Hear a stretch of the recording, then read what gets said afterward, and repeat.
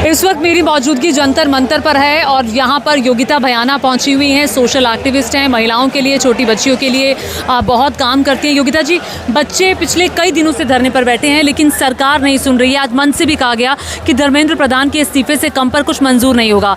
अभी कुछ दिख नहीं रहा है कि धर्मेंद्र प्रधान का इस्तीफा होगा। ये डेडलॉक कैसे टूटेगा, आपको क्या लग रहा है? ये डेडलॉक किसने क्रिएट किया है, आप बताइए। ये डेडलॉक बच्चों ने तो क्रिएट किया नहीं, इन्होंने तो बहुत छोटी डिमांड रखी है। मुझे लगता है ये तो बहुत छोटी सी कोशिश है कि भाई धर्मेंद्र प्रधान का इस्तीफा, पेपर लीक हुआ, अकाउंटेबिलिटी ले ले तो करवा दे। अरे अब से नहीं, कब से हो जाना चाहिए था। जब हुआ था पेपर लीक तभी हो जाना चाहिए था, विदाउट आस्किंग हो जाना चाहिए था। बोलने की ज़रूरत हमें क्यों पड़ी? कोई और देश होता तो बोलने की ज़रूरत पड़ती क्या? तो यहाँ मांगने के लिए सड़क पे संघर्ष किया, डंडे खाए, जूते खाए, लातें खाई, पत्थर खाए, आंसू गैस लिए, उसके बाद भी अगर इस्तीफा नहीं होता तो शर्म है ऐसी सरकारों पे। अहंकारी लोग हैं, अगर नहीं करेंगे तो ये जो क्राउड है 100 गुना, 200 गुना, 400 गुना हो जाएगा। फिर ये करते रहेंगे जो भी है। अहंकार इतना कि परसों जो पुलिसिया कार्रवाई हुई उसके बावजूद एक स्टेटमेंट सरकार की तरफ से नहीं आया। क्या इतनी दया नहीं है? क्या मुझे लगता है कि उनके घर में बच्चे नहीं हैं? अब ये तो देखिए कुर्सी का अहंकार है। मैं क्या बोलूँ, मतलब ये तो मुझे लगता है ये असर कुर्सी का है, या फिर ये प्लानिंग है उनकी कि नहीं बोलना चाहिए, नहीं जाएंगे, करने दो, मरने दो, मच्छर हैं, कॉकरोच हैं, यही तो सोचते हैं वो हमारे बारे में। इसीलिए तो ये मोमेंट खड़ा हो गया। जो वो सोचते हैं हमारे बारे में, हम उल्टा ऑपोजिट निकलेंगे। ये कॉकरोचेस वही होते हैं जो मरते नहीं इतनी आसानी से, वो और बढ़ते जाएंगे जनसंख्या में। तो कर ले जो करना, इनका अहंकार ख़त्म होना चाहिए। मुझे लगता है एक सेंसिबल इंसान इनकी टीम में हो जो बोले कि नहीं बच्चों के साथ डायलॉग करो। और क्या किया जेपी नड्डा ने, बुलाकर उल्लू बना दिया इनका। तो मुझे लगता है एक सेंसिबल इंसान भी तो होना चाहिए। नहीं, वो तो सोनम वांगचुक को मनाने में लगे हुए ना कि आप सिर्फ डिस्कशन कर लेंगे पार्लियामेंट में। हालांकि कल राहुल गांधी बाहर पहुंचे, आपने पूरा कल सिनारियो देखा जो बना, और उसके बावजूद आज यहाँ पर सिक्योरिटी बहुत ज़्यादा है। ITBP के जवान हमने देखे, इतनी सिक्योरिटी बढ़ा दी गई। तो ये सिक्योरिटी क्यों? बच्चों से डर लग रहा है इनको?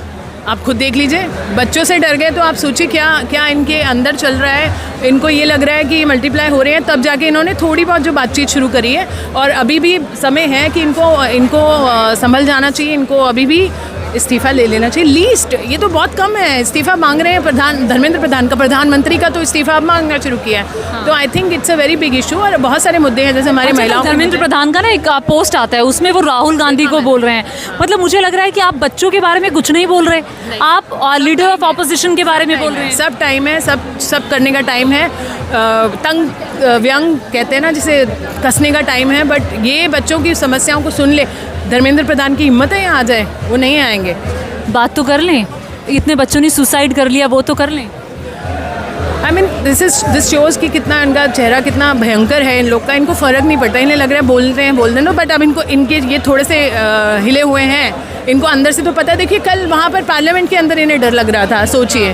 अब पार्लियामेंटेरियन होके इतने गनर्स बाउंसर्स होके आपको डर लग रहा है, और यहाँ पे हम कंगना रनौत कह रही थी हमें डर लग रहा है। हाँ बताइए, उसे डर लग रहा है वहाँ का पार्लियामेंट के अंदर विद फुल सिक्योरिटी। और यहाँ ये बच्चे जो पिटने के लिए आए हैं, उनका क्या? उनके लिए डर नहीं लगता? उसको सुसाइड किया, उसके लिए कोई पेन नहीं हुआ उसे? तो इतने हिपोक्रेट लोग भरे हुए हैं, इतने हिपोक्रेट इनसेंसिटिव लोग भरे हुए हैं उन्होंने पार्टी में।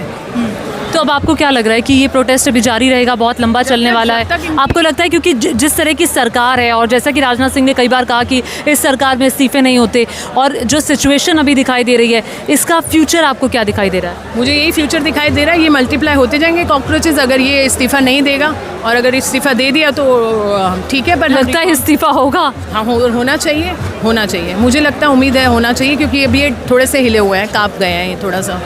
कहेंगे भी तो किस मुंह से पार्लियामेंट में कुछ स्टेटमेंट देंगे? कुछ तो मैनिपुलेशन सब जानते हैं, इनके पास चाणक्य है, इनके पास सब है। ये अपने आप चाणक्य भी नहीं बोले, चाणक्य तो गृह मंत्रालय संभालते हैं, चाणक्य की तो पुलिस है।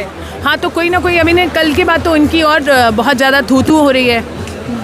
इनके मुंह पे लोग थूक रहे हैं। I am sorry to pardon my words, but this is what it is.